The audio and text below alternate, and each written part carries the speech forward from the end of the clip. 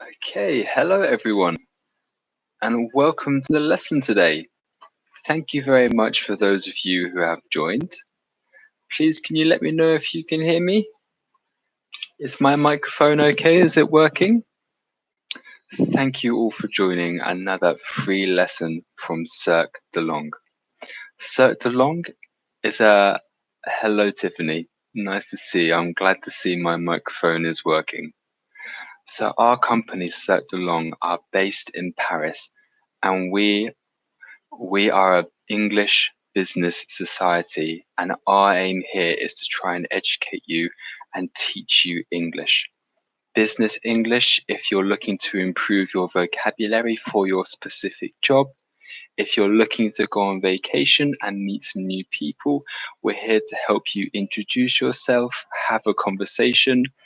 Our goal here is to help you feel more confident in your English capabilities. So I'd like to first of all say hello to everyone, our normal viewers and our new viewers. So I'd quickly like to recap the lesson, but before I do, I would just like to point out while we wait for some more people that if you are interested in free one-to-one English lessons with us here at Cercle de Langues, you can look in the description below and you can follow a link to find Alexandre's calendar. And here you can book a quick call and he will explain to you the process and explain how easy it is to join us. So thank you all again for joining. It's lovely to have you here. Let's get started. So the lesson today is on travel vocabulary. And now I know what you're thinking. We've done a lot of vocabulary. We've made a lot of sentences. This lesson is to really help recap all of these topics. So it's really common that we have students who are looking to go on vacation in an English speaking country. Or perhaps they're just going on holiday and want to talk with some people in their hotel. It's really important to know English, especially when you go away. So we're going to recap all of those lessons we've done to see if you've learned something, because of course our aim is to help immerse you in English and help you speak more fluently. I'd just like to quickly say hello to those of you who have just joined. It's lovely to have you here. I hope you had a really nice evening yesterday, and I hope you're all doing well and staying safe. So let's get started. We're going to start with a quick fact as normal, and these are related to specific travels. So, my first fact, I would like to have your help. So, which country covers the most time zones? Okay, let me write the fact in the chat here. Which country covers the most time zones? Okay, what country do you think? So a time zone is how do I describe this? It's a specific location in a country which has a specific time. Of course, we have 24 hours in the day, and it depends on where the position of the sun is in the sky. Of course, the larger countries are going to have more time zones, and the smaller countries are going to have fewer time zones. Hello to some of our new students. Hello, Claire. It's nice to have you here today. Agatha, it's nice to have you here too. Okay, we're starting to get some answers in, so let's discuss. Okay, Russia is what I thought first of all, but it's not Russia or America, as many of you have written. Of course, Hamza, if you look up in the chat, you can see the fact as I've written. So what country has the most time zones? It's not Russia and it's not America. Liliana is correct. France has the most time zones. And it's because France has a lot of small, the French Polynesia, some small countries all around the world. France, we often think of the country in Europe, of course, where the majority of us are now. But France also have loads of little islands around the world, so that's why they have so many different time zones. I thought that was really interesting and something you can all be proud of. So my next fact is more about nature. And perhaps last lesson we were talking about immersing ourselves in nature, going camping, enjoying things outdoors. My next fact is, which country has 3 million lakes? So what country do you think has 3 million lakes? Of course, this is a massive amount. Probably a big country, of course. So what can you come up with, guys? If you wanted to travel to a country to do some water sports, perhaps, what country would you go to? Okay, fantastic, Pauline. You think Brazil, South America. I would love to go to Brazil. It looks like a beautiful country. Unfortunately, that's the incorrect answer. The USA. And some of you have said Canada or Sweden. I can confirm that Chantal, Claire, Tiffany, and Agatha are correct. The answer is Canada. So I hope that's been informative for you and that you've all learned something new. Okay, so let's get started on some holiday travel vocabulary. So we spoke about this in the lesson before, but what are some common reasons to go on holiday? Yesterday, we talked about going to see a city. Perhaps there are museums, there are landmarks. Perhaps you want to go and see the Eiffel Tower, or you want to see an ancient remnant like the pyramids. We can go to a city and also go to the beach. Okay, so if you want a relaxing holiday, you want some sun, you want some nice weather, a beach holiday might be perfect. We also have culture. You might go to a new country to experience a culture. Perhaps it's the food. Perhaps it's the social aspect of the people, how they act, how they interact with you. Perhaps it's the food. For me, that's a big part when I go to a new country. So let's talk about some vocabulary. It's nice to see that you agree with me, Afa. Thank you for your contribution. So the vocabulary that we've talked about.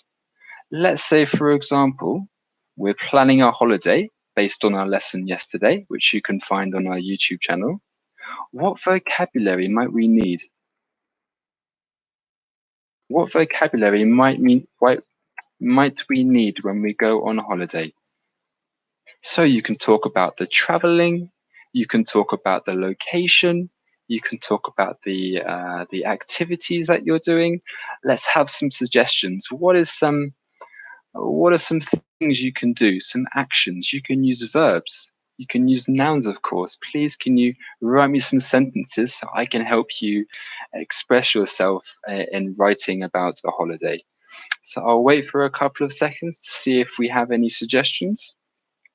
So while I wait, I can quickly help out. I go on a holiday to visit specific museums, or I can go on a holiday to see family. My family live in England right now, so I could go on a holiday to visit them. Okay, we're starting to get some responses. Fantastic, Teresa. Visiting. When we go to a country or we even visit something or somewhere in the country, we can say we are visiting this area or this place. Fantastic, Teresa. Hamza, yeah, booking. We spoke about this yesterday. The action of reserving or paying for flights or hotels. We say, I am booking flights or I am booking a hotel. Liliana has been on a lot of holidays, I can see. She has loads of words. The hotel, where you stay. The restaurant for food. Location, nightlife and museums. Fantastic. And I can see everyone else has some really good answers. So the other words I had written down here is perhaps supermarket. So for us, we love camping, we love walking in the countryside. So when you camp, you obviously need to buy supplies for your vacation. for your trip.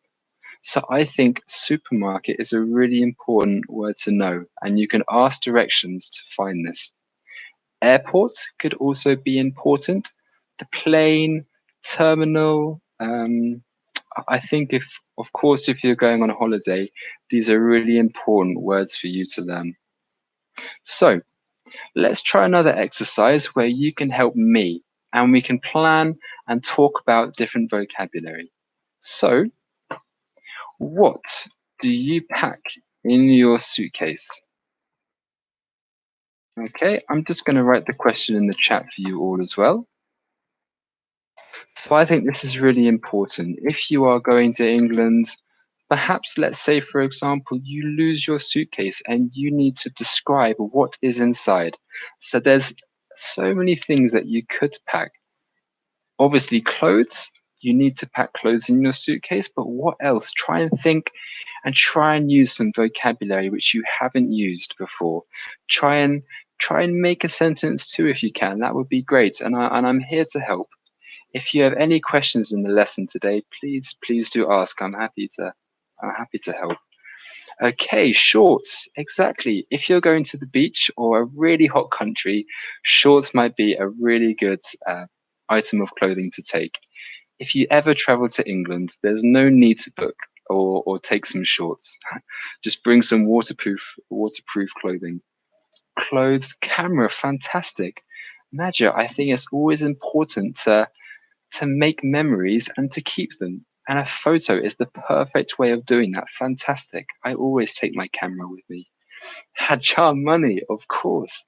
Yeah, we wouldn't get very far if we didn't have any money. Fantastic. You can also bring some leisure activities like cards. You can also bring, yeah, if you're if you're going to the beach, you can bring books, you can bring games, you can bring so many different items.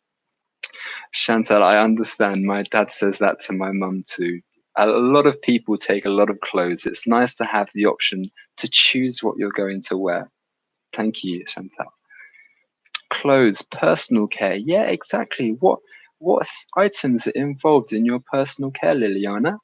For me, I think I primarily take my toothbrush, some deodorant, and some personal cosmetics to help me stay healthy and stay clean. Okay, and passport is fantastic. I would just like to point out, Afaf, you have a fantastic contribution there. You've written toilet stuff. We refer to them as toiletries, okay? So any cosmetics, we normally pack a bag of our cosmetics, which can involve our sun cream, our toothpaste, our toothbrush, our deodorant. The collection of these items are called toiletries. Fantastic for that, Afaf. Thank you very much. Okay, so I hope that's just been a quick recap and everyone feels confident in explaining their holidays and using their vocabulary. What we haven't talked about is describing in detail where we go. So we are going to talk about adjectives for the rest of the lesson. Adjectives are really important and they help us to describe a particular size, perhaps a personality, a color. I think for me, if ever I go on a holiday, it's really nice to tell my friends, tell my family what I saw. So, of course, adjectives are really important. Let's start by asking all of you if you can give me some adjectives. Okay, some words to describe objects. Fantastic, Elodie. Thank you very much. Great, nice, beautiful, and funny. We have an adjective there to describe someone. A comedian is someone whose job it is to make other people laugh. They are very funny. Beautiful. In my opinion, the Eiffel Tower is beautiful. Okay, I would just like to add, if you can write a sentence for me with an adjective, that would be perfect. It's really good and it's excellent that you are all writing and encouraging yourself to speak English. If you can write a sentence with an adjective in for me, that would be fantastic. And of course, I would love to help you word your sentences correctly and to learn some new vocabulary. If you don't want to write in the chat, please read through all the other comments. It's really nice to have this community, and we have some fantastic students who have a wonderful knowledge of vocabulary and adjectives. So even if you don't want to write, you can read the chat to help. So let's have a look at some suggestions that we have. So we have amazing. Yeah, exactly. If you're talking about an experience you had, amazing is an adjective that we can use to describe an experience that's I think, trying to think of another word for amazing. It's an experience of a lifetime, perhaps. Maybe seeing the pyramids was amazing. Perhaps seeing 3 million lakes in Canada was amazing. Okay, perhaps if you went to a beach holiday, the weather was amazing. You can use amazing to describe many things. Fantastic, Sam. Thank you. Fantastic. Another great adjective to use to describe something positive. I often use fantastic for food and the weather. The weather in Paris today is fantastic. It's a shame we can't go out and enjoy it, but it's really nice here in Paris today. Fantastic, nice, beautiful, sunny. I'm still waiting for some sentences, guys. Try and force yourself to write something in English. So fantastic, Elodie. The road trip was amazing. Fantastic. The weather here is fantastic. The museum was crowded. Yeah, really good. So crowded, we're describing a lot of people in a particular place. I could also describe the metro or underground as crowded. Fantastic, really good. Okay, noisy. Exactly. Perhaps if somewhere is crowded, it will also be noisy. So noisy is an adjective we use to describe somewhere where there is a lot of sound. For me, when I go and watch a football game, maybe PSG, I could say it's very noisy. Everyone is shouting, everyone is singing. It's a very noisy experience. Fantastic. And I'd just like to thank you all for writing these fantastic sentences. It's really good to see you trying your English. Let's have a look at some other examples before we move on. And please remember, as I said, if you can read through the other sentences, we have some wonderful students, and hopefully you can pick up some new adjectives too. So Sam has written here, I went to Spain last year. It was fantastic. Unbelievable places.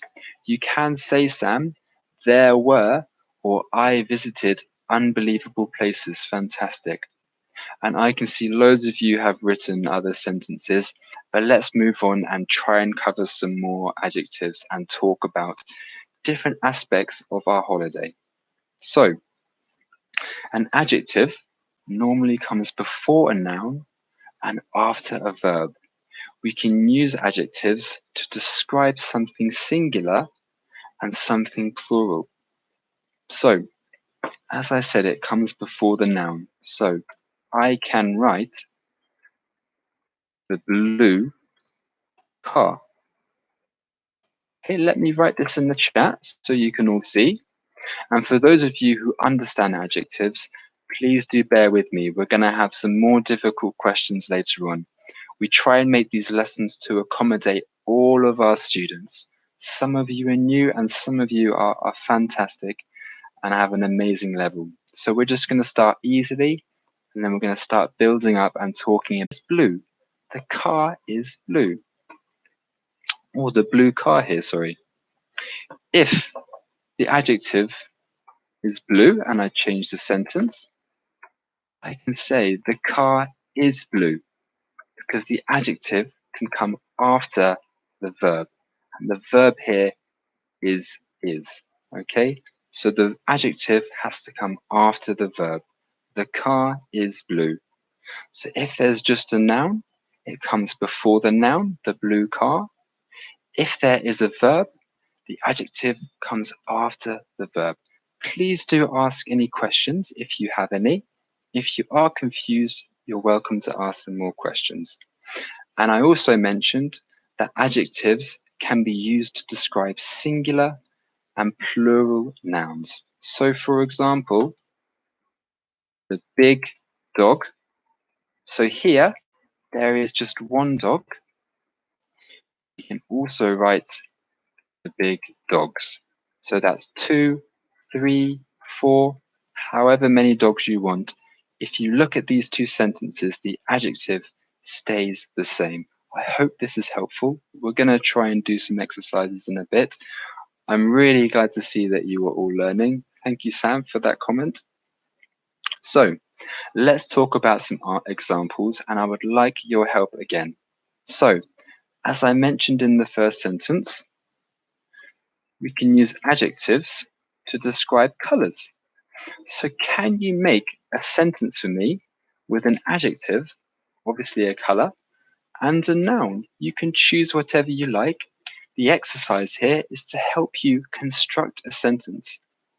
And the future sentences, we're just trying to help you use adjectives. So if you are finding this easy, try and write me a very advanced sentence, okay? But just practice your adjectives, okay? I'm here to help. Just practice. It doesn't matter if you make a mistake. We're all not going to judge you. Okay, so the sun is yellow. Fantastic. Your adjective has come after the verb is. Fantastic, Naja. So there are smashing colors. Yes, Liliana, you can talk about smashing. It's a very old-fashioned word, smashing. It's you can say there are a lot of colors, or it is very colorful, as Elodie has pointed out. Fantastic, thank you. I visited a huge and green park. Here, Teresa, it's a fantastic sentence. In Paris, there are loads of parks, so you can use this sentence. One thing, Teresa, if you're going to write that sentence, there's no need for the and, okay? In another lesson, we can learn adjective order, okay? So normally we don't use and. You can just say, I visited a huge green park. I hope that helped. Fantastic sentence. I like famous Burgundy wine. Okay, so in this sentence, Chantal, the adjective needs to come before the noun. So you need to say, I like famous Burgundy red wine. Okay, I think in French it's vin rouge, but in English we swap them round.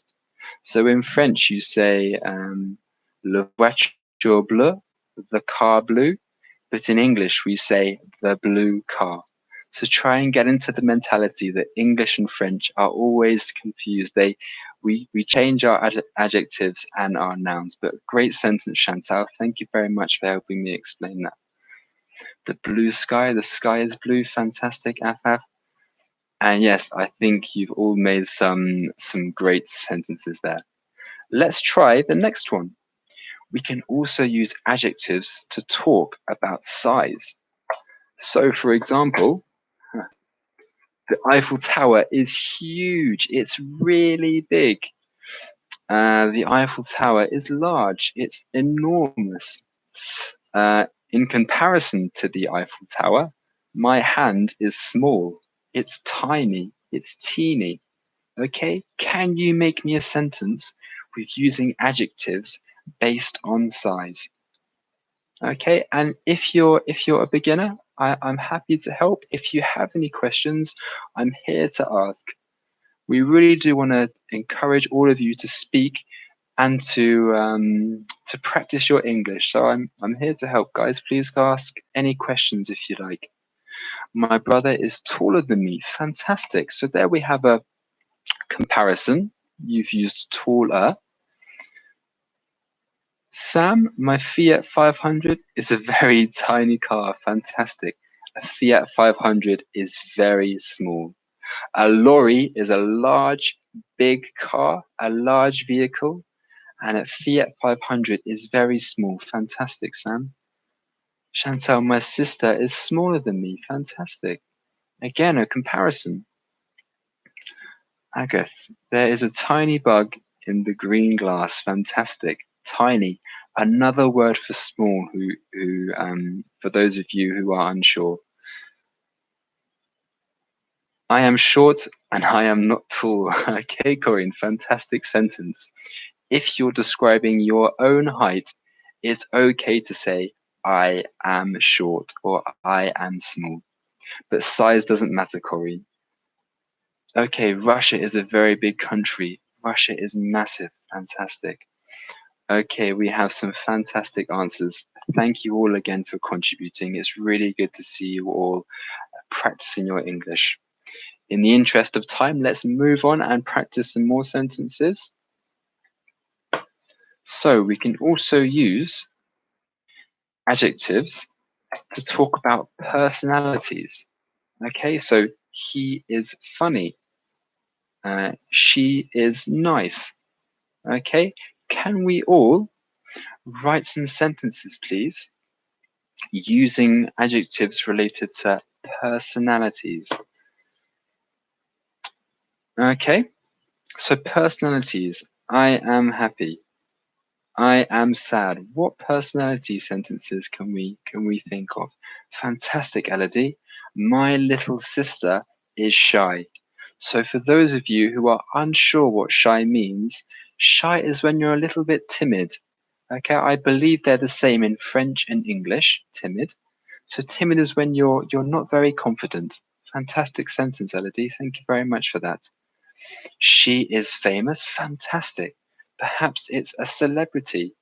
If I think of someone famous, the first person that comes to mind is Michelle Obama. She is very famous. Jerry Seinfeld is the funniest comedian. Fantastic. So, Naja, you've written a great sentence here with the adjective generous. The sentence you've written, though, you can't say my is generous. Generous.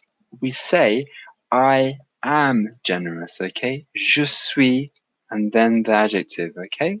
For example, Naja, you can say I am happy. Je suis content. Okay, it translates very clearly from French to English, but thank you for your sentence.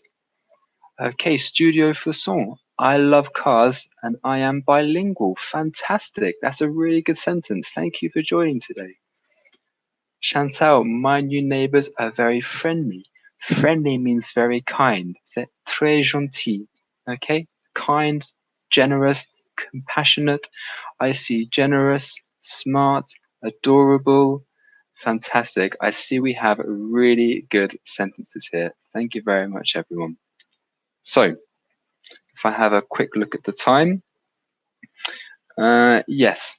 Okay. So, I'm going to show you some objects now, and I would like you to help me describe them using the adjectives that we've talked about. Okay, so what is this? How could you describe this? Okay, I think one of you mentioned earlier that when we pack our suitcase, we always take a camera. We like to take memories. This is my camera that I take. So, fantastic, Liliana, it's a camera. How would you describe this? Is it big? Is it small? Is it round? Is it a rectangle shape? Is it a triangle shape? Is it red? Is it pink? Is it happy? Is it fun? What would you use to describe this camera? Fantastic, Teresa. Little black camera. It is a little black camera. It is small, fantastic, Hajar. Okay, so Alexandra, you've written, I think you're going to say it's an antique. It's an old camera. Fantastic. This camera is very useful. I love using this, Sam. It's very useful for me. It's a small vintage camera. Fantastic, Christoph. And if I have a look at the other suggestions, a small black and grey camera. Thank you, Nadej. It's fantastic. Okay, you've got some really good sentences. Let's try Let's try with this. How would you describe this? Okay, so we also use adjectives for shape. What shape is this? Is it circular? Is it triangular? What shape is this? What shape do you think this is? So hopefully some of you might pack a book on holiday too. It is a French book. I'm practicing my French. It looks quite complicated, this book. I might need an easier one. Fantastic, Afaf. We say rectangular. So obviously this is a rectangle. If we're describing an object that is this shape, we say it is rectangular. It's a rectangular white book. Fantastic, Afaf. So it's a book of arms instructions. It's not about arms. It's about, it's not my book, Liliana, I have to be honest. Rectangular, fantastic. That was the main point of the book. It's rectangular. It is a gun book.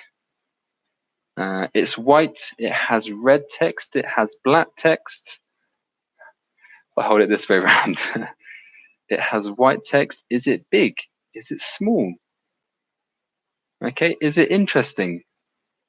What do you think you could describe this book as? Okay, I think to change topic from guns, I'm going to choose another book for next lesson. I just picked up the first book I can find. Okay, so unfortunately, everyone, we've come to towards the end of the lesson. I would just like to quickly remind you that if you are interested in having free one-to-one lessons, please search the description below and subscribe if you already haven't. Thank you for those of you who have. And Alexandra's calendar is in the description. Here you can book a quick call with him and he can explain the process of joining our company. I really hope you've enjoyed the lesson today. It's been really fun. Thank you very much for joining. I hope we've had a good time. The next free lesson is tomorrow at 3. Thank you very much for joining and for contributing. It's great to see some new faces and some old ones too. I hope you're all staying safe and you have a really nice evening. Thank you very much again and see you tomorrow. Bye.